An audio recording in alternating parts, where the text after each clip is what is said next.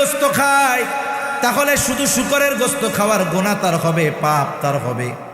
কিন্তু কোনো ব্যক্তি যদি জ্ঞাতসারে 1 দিরহাম পরিমাণ সুদ খায়, তাহলে তার মায়ের সাথে জেনা করার মতো পাপ তার হয়।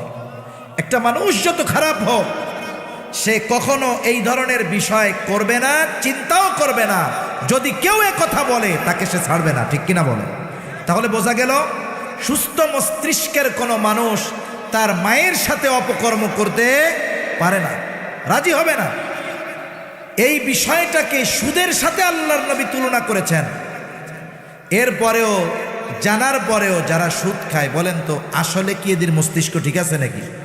এজন্য কিয়ামতের দিন যারা সুদখোর, ওরা টালমাটাল হয়ে উঠবে। ওদেরকে দেখেই হাসরবাসী বুঝতে পারবে, রে এটা দুনিয়ায় সুদখোর ছিল, এটা দুনিয়াতে সুদখোর ছিল।